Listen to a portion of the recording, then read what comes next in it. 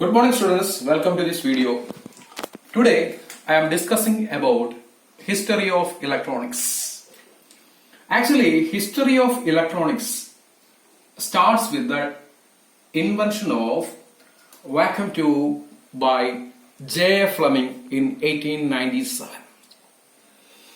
ഇന്നത്തെ ക്ലാസ്സിൽ നമ്മൾ പഠിക്കുന്നത് ഇലക്ട്രോണിക്സിന്റെ ഹിസ്റ്ററിയെ പറ്റിയാണ്. ഇലക്ട്രോണിക്സിന്റെ ചരിത്രം തുടങ്ങുന്നത് 1897 J.A. ഫ്ലെമിംഗ് എന്ന സയന്റിസ്റ്റ് വാക്യൂം ട്യൂബ് കണ്ടുപിടിച്ചതോടെയാണ്. ഓക്കെ, അപ്പോൾ J.A. ഫ്ലെമിംഗ് 1897 വാക്യൂം ഡയോഡ് കണ്ടുപിടിച്ചു. ഈ വാക്യൂം ഡയോഡിന്റെ കണ്ടുപിടുത്തത്തോടുകൂടിയാണ് ഇലക്ട്രോണിക്സിന്റെ ഹിസ്റ്ററി സ്റ്റാർട്ട് ചെയ്യുന്നത്. ഈ വാക്യൂം എന്നാണ് ഇത് പ്രൊനൗൺസ് ചെയ്യുന്നത്. അപ്പോൾ സ്പെല്ലിങ്ങും ശ്രദ്ധിക്കുക, പ്രൊനൗൺസിയേഷനും ശ്രദ്ധിക്കുക. VACUUM, വാക്യൂം എന്നാണ് പറയുന്നത്. Okay, vacuum. അപ്പോൾ 1897 വാക്യൂം ഡയോഡിന്റെ കണ്ടുപിടുത്തത്തോടു കൂടിയാണ് ഇലക്ട്രോണിക്സ് ഹിസ്റ്ററി സ്റ്റാർട്ട് ചെയ്തത്. എന്നിരുന്നാലും ഇലക്ട്രോണിക്സിന് യൂസ്ഫുൾ ആയിട്ടുള്ള ഒരു ഇൻവെൻഷൻ നടന്നത് 1906 in 1906 ലീഡി ഫോറസ്റ്റ് വാക്യൂം ട്രയോഡ് കണ്ടുപിടിച്ചു. വാക്യൂം ട്രയോഡിന്റെ കണ്ടുപിടുത്തമാണ് ഇലക്ട്രോണിക്സിന്റെ ചരിത്രം തന്നെ മാറ്റിമറിച്ചത്. കാരണമുണ്ട്. ഈ വാക്യൂം ട്രയോഡിന് ഇലക്ട്രിക്കൽ സിഗ്നലിനെ ആംപ്ലിഫൈ ചെയ്യാൻ കഴിയും. അപ്പോൾ വാക്യൂം ഡയോഡ് കണ്ടുപിടിച്ച വർഷം 1906 ആണ്. അത് കണ്ടുപിടിച്ചത് ലീഡി ഫോറസ്റ്റ് എന്ന സയന്റിസ്റ്റ് ആണ്. Okay, Lee De Forest invented vacuum triode. The speciality of vacuum triode is that it can amplify electrical signals. This vacuum triode can amplify electrical signals. നമുക്കറിയാം, ആംപ്ലിഫിക്കേഷൻ എന്ന് പറഞ്ഞു കഴിഞ്ഞാൽ ദുർബലമായ സിഗ്നലിനെ ശക്തിപ്പെടുത്തുന്നതിനെയാണ് ആംപ്ലിഫിക്കേഷൻ എന്ന് പറയുന്നത്. അപ്പോൾ ഈ വാക്യൂം ട്രയോഡിന് വീക്കായിട്ടുള്ള ഇലക്ട്രിക്കൽ സിഗ്നലിനെ ആംപ്ലിഫൈ ചെയ്ത് ശക്തിപ്പെടുത്താൻ സാധിക്കുമായിരുന്നു, സ്ട്രെങ്തൻ ചെയ്യാൻ പറ്റുമായിരുന്നു. അതോടുകൂടി ഈ വാക്യൂം ട്രയോഡിന്റെ കണ്ടുപിടുത്തത്തോടുകൂടി ഇലക്ട്രോണിക്സിൽ ഒരു പുതുയുഗം ആരംഭിച്ചു. 1925 1925 രണ്ട് സുപ്രധാനമായ കണ്ടുപിടുത്തങ്ങൾ കൂടെ നടന്നു. വാക്യൂം ടെട്രോഡും അതുപോലെ തന്നെ പെന്റോഡും 1925 കണ്ടുപിടിച്ചു. ഓക്കെ, ടെട്രോഡും പെന്റോഡും 1925 കണ്ടുപിടിച്ചു. ഇവ സെക്കൻഡ് വേൾഡ് വാർ അവസാനിക്കുന്നത് വരെ ഇലക്ട്രോണിക് ഡിവൈസസിൽ യൂസ് ചെയ്തു പോകുന്നു. നമുക്കറിയാം, സെക്കൻഡ് വേൾഡ് വാർ എൻഡ് ചെയ്തത് 1945 1945 സെക്കൻഡ് വേൾഡ് വാർ എൻഡ് ചെയ്തത്. അതുവരെ ഈ വാക്യൂം ട്യൂബ്സ് ഇലക്ട്രോണിക് ഡിവൈസസിൽ യൂസ് ചെയ്തു പോകുന്നു. അപ്പോൾ സുപ്രധാനമായ ഒരു കണ്ടുപിടുത്തം ഉണ്ടാവുന്നത് 1897 വാക്യൂം ഡയോഡ് കണ്ടുപിടിച്ചത് J.A. ഫ്ലെമിംഗ്. അതിനുശേഷം ഇലക്ട്രോണിക്സ് ആപ്ലിക്കേഷന് യൂസ് ചെയ്യാവുന്ന കണ്ടുപിടുത്തം വന്നത് 1906 ലീഡി ഫോറസ്റ്റ് എന്ത് കണ്ടുപിടിച്ചു? വാക്യൂം ട്രയോഡ് കണ്ടുപിടിച്ചു. ഈ വാക്യൂം ട്രയോഡിന്റെ സ്പെഷ്യാലിറ്റി എന്ന് പറഞ്ഞാൽ it can amplify electrical signals. ദുർബലമായ സിഗ്നലിനെ ഞാൻ ആംപ്ലിഫൈ ചെയ്യാൻ കഴിയുമായിരുന്നു. എന്തിന്? വാക്യൂം ട്രയോഡിന്. 25 രണ്ട് സുപ്രധാനമായ കണ്ടുപിടുത്തം കൂടെ വന്നു, പെന്റോഡും ടെട്രോഡും. അതോടുകൂടി ഈ വാക്യൂം ട്യൂബ്സ് ആണ് ഇലക്ട്രോണിക് ഡിവൈസസിനകത്ത് ഉപയോഗിച്ച് പോകുന്നത്. എന്നുവരെ വേൾഡ് വാർ ടുവിന്റെ അവസാനം വരെ, അതായത് 1945 ഈ world war 2 second world war end ചെയ്തത്. അതുവരെ ഈ വാക്യൂം ട്യൂബ്സ് ഇലക്ട്രോണിക് ഡിവൈസസിൽ യൂസ് ചെയ്ത് പോകുന്നു. അതിനുശേഷവും യൂസ് ചെയ്തിട്ടുണ്ടായിരുന്നു. അതിനെപ്പറ്റി നമുക്ക് അടുത്ത പോർഷനകത്ത് പഠിക്കാം. ഇനി ഈ വാക്യൂം ട്യൂബ്സിന്റെ ഒരു കുഴപ്പം എന്ന് പറഞ്ഞു കഴിഞ്ഞാൽ അത് ബൾക്കി ആയിരുന്നു. ഓക്കെ, അപ്പോൾ പോർട്ടബിൾ ആയിട്ടുള്ള ഡിവൈസസിനകത്തൊക്കെ ഇത് ഉപയോഗിക്കുമ്പോഴത്തേക്ക് ആ ഡിവൈസിന്റെ സൈസ് കൂടും. അപ്പോൾ ഈ വാക്വം ട്യൂബ്സിന്റെ ഒരു കുഴപ്പം എന്ന് പറഞ്ഞാൽ, ഒരു ലിമിറ്റേഷൻ എന്ന് പറഞ്ഞാൽ അത് ബൾക്കിയാണ്, സൈസ് കൂടുതലാണ്. സെക്കൻഡ് ലിമിറ്റേഷൻ എന്ന് പറയുന്നത് പവർ കൺസംഷൻ ഹൈ ആണ്, ഹൈ പവർ കൺസംഷൻ ആണ്.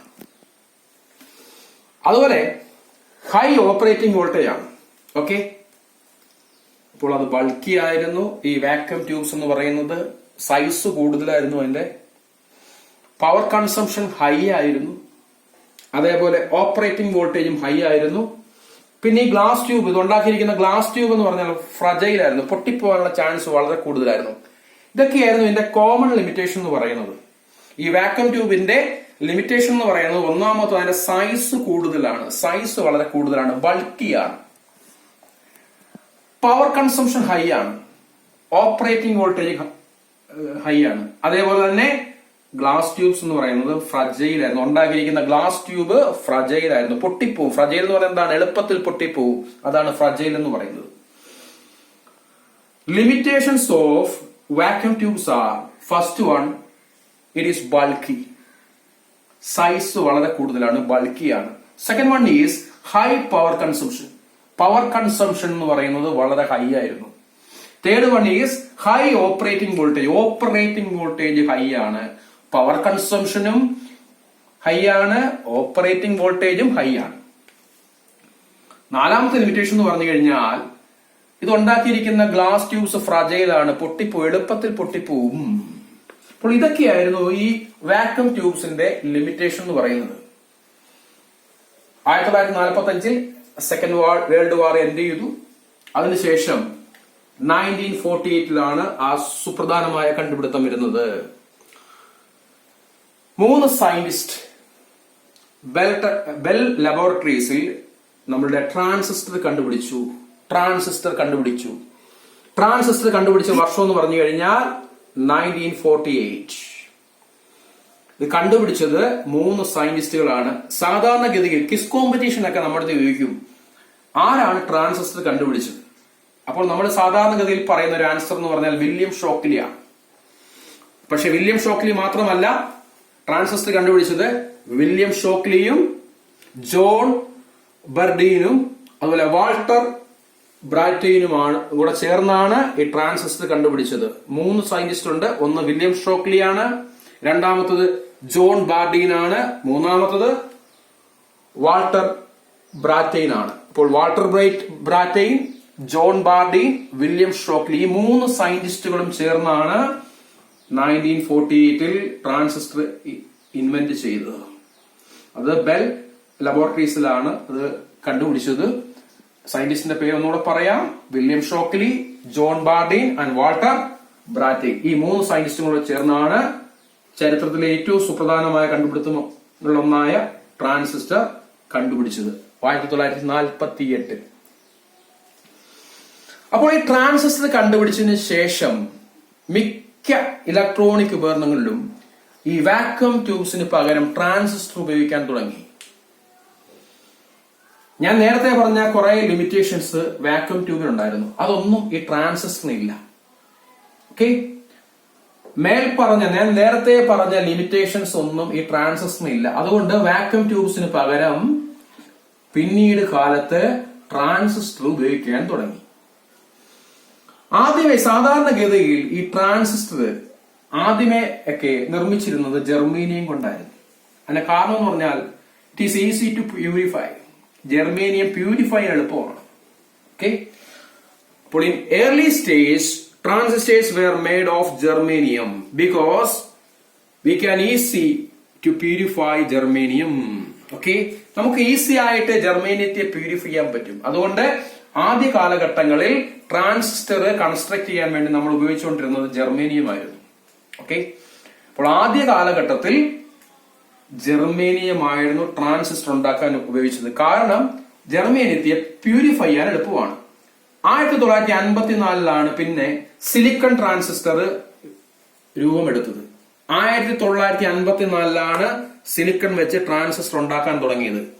അതുവരെ ട്രാൻസിസ്റ്റർ ഉണ്ടാക്കാൻ ഉപയോഗിച്ചുകൊണ്ടിരുന്നത് ജർമ്മേനിയം ആയിരുന്നു. കാരണം പ്യൂരിഫൈ ചെയ്യാൻ എളുപ്പം ജർമ്മേനിയം ആയിരുന്നു. അതുകൊണ്ട് 1954 വരെ ട്രാൻസിസ്റ്റർ നിർമ്മിക്കാൻ ഉപയോഗിച്ചത് ജർമ്മേനിയം ആയിരുന്നു. അത് കഴിഞ്ഞ് 54-ലാണ് സിലിക്കൺ യൂസ് ചെയ്യാൻ തുടങ്ങിയത്. ഇപ്പോൾ നമ്മൾ ട്രാൻസിസ്റ്റർ നിർമ്മിക്കാൻ ഉപയോഗിക്കുന്നത് സാധാരണഗതിയിൽ സിലിക്കൺ ആണ്. ഓക്കെ, അപ്പോൾ 54-ന് ശേഷമാണ് ട്രാൻസിസ്റ്റർ നിർമ്മിക്കാൻ സിലിക്കൺ യൂസ് ചെയ്യാൻ തുടങ്ങിയത്. ഇനി സിലിക്കന്റെ ഓപ്പറേറ്റിംഗ് ടെമ്പറേച്ചർ എന്ന് പറഞ്ഞാൽ 200°C വരെ പറ്റും. ഓക്കെ, അപ്പോൾ സിലിക്കൺ വെച്ച് നിർമ്മിച്ച ട്രാൻസിസ്റ്ററിന് 200°C വരെ വിത്ത്സ്റ്റാൻഡ് ചെയ്യാൻ പറ്റും. അതിന്റെ ഓപ്പറേറ്റിംഗ് ടെമ്പറേച്ചർ എന്ന് പറഞ്ഞാൽ 200°C വരെയാണ്. പക്ഷേ ജർമേനിയത്തിനാകട്ടെ അതിന്റെ ഓപ്പറേറ്റിംഗ് ടെമ്പറേച്ചർ എന്ന് പറയുന്നത് 75°C ആണ്. ഓക്കെ, അപ്പോൾ ജർമേനിയത്തെ അപേക്ഷിച്ച് കൂടുതൽ ടെമ്പറേച്ചർ വിത്ത്സ്റ്റാൻഡ് ചെയ്യാൻ സിലിക്കൺ കഴിയും. ഓക്കെ, കൂടുതൽ ടെമ്പറേച്ചർ താങ്ങാൻ ഈ സിലിക്കൺ കൊണ്ട് നിർമ്മിച്ച ട്രാൻസിസ്റ്ററിന് കഴിയും. ജർമേനിയത്തെ അപേക്ഷിച്ച് കൂടുതൽ ടെമ്പറേച്ചർ താങ്ങാനുള്ള കരുത്ത് ഈ സിലിക്കൺ കൊണ്ട് നിർമ്മിച്ച ട്രാൻസിസ്റ്ററിനുണ്ട്. ജർമേനിയത്തിന് 75°C വരെയാണ് അതിന്റെ ഓപ്പറേറ്റിംഗ് ടെമ്പറേച്ചർ. പക്ഷെ സിലിക്കന്റെ കേസിൽ ഓപ്പറേറ്റിംഗ് ടെമ്പറേച്ചർ എന്ന് പറഞ്ഞാൽ 200°C വരെയാകാം. Okay, so now I am signing off. Thanks for watching.